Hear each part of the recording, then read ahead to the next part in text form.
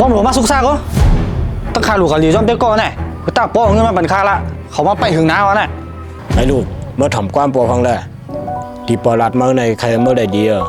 อยากก็ตีลูกว่าไต้ก็ดีไต้ก็ฮักนั่นมันเจอไต้ก็ดีโดนั่นก็ใครเมื่อไปทั้งพี่เมื่อถอมความมาไว้ฟังป้อละเงินมาลูกละไอ้ลูกในมันเงินกับน้ำกับไฟเขานั่นเอาลูกไปจ่ายเบอร์แล้วนั่นเมื่อเดียวก่อนละเอามากันเด้อหลวนเลยเนาะ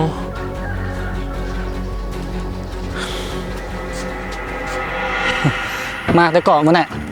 มาจนแกมาเขาเลี้ยงไว้มันน่ะมาปอก็ได้โม่น่ะผีมากินได้ของไผ่ปันกินว่ะเมียนเอาไอ้ความคนเท่านี้จังนะรัดกับหูตีป่วงมันอะมันป่วงเอาป่วงแทงอ่ะแต่พอมันรัดป่วงใจมันก็ป่วยไปในกล้ามแล้วก็มันจังโก้สังมันฮัดแทงมากหรอเมียน้อยยุ่มรัดถูกเปิ่นก็ได้ป๊อบปอนนั่งกับอะไรก็ห้ำตีก็อยู่มาทำเตะมาเด้ห้ำก็ไปยินเลยยอมให้ของมันใจมั้งลิมาถึงใครจำเดือนนั้นมาอันนั้นอีสังอ่ะอันนั้นนะกินเอาใกล้เหตุการณ์อ่ะเมื่อถามมันเลยไม่มีฮะไม่อยู่ตรงเก่ามีแต่เสียไม่อย่าหนองตาร้องนั่นแหละอีสังวะหลัดถึงคืนน้ำลายพวกปูนเหรอก่อนละห้ามก่อนละมากระเดี๋ยวมันกระจำอันที่มันยำจำแล้วนะว่าจามเถอะกันก้นใจออกมาต้องเลยตามเราโมโหแง่เต็มใจนั่นโมโหคือน้ำลายเนี่ยปุ่นแบบอะไร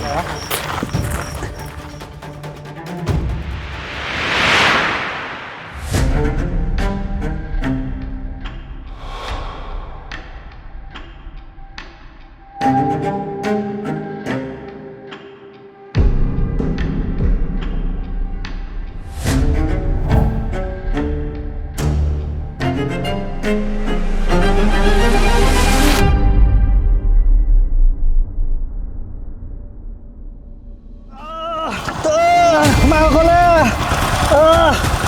เจ็บหนาววะไอ้ลีนั่นมาตายออกมาที่นั่นมาไอ้ติดเนี่ยกว่าไรก็ปัญหาเลยมันเป็นนี่ห่อนะมั้ยเจ้าน้องพี่เจ้าเจ้าไว้เลย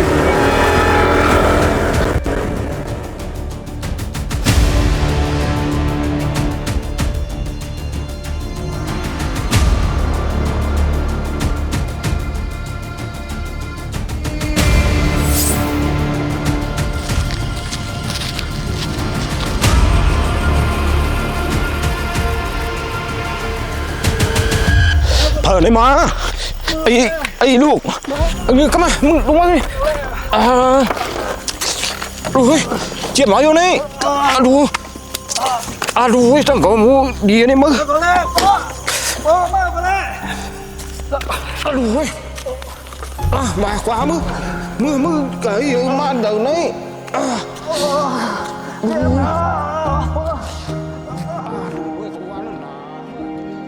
ว่าลูกเตะให้ลูกเตะถือความปอเมฐานหือก็เป็นปอเป็นมีน่ายต้อนจังลูกต้อนใจรำต่อลูกไต้ก็อันตีลูกว่ามันดีหนานั่นจองมันจอยแถมลูกไรตาเฉย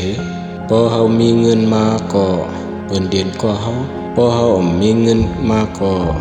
เปิ้นตื้นเรียนก็เฮาหล่อลูกกำเดินชุดมาก็เป็นปอเป็นมีก็หญิงต้อนปล่อยพาแปดลูกเปลี่ยนหือมาก็ตื่นลุมลาเลี้ยงดูลูกพอมีหักเหนือลูกล่างในมีวันชุดเชียงใดหล่อลูกเอ้ย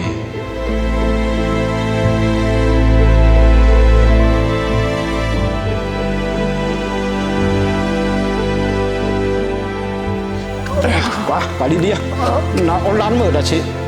ถอมความกับวัวเป็นไงมั้งเจ็บหนาไปห้องยาว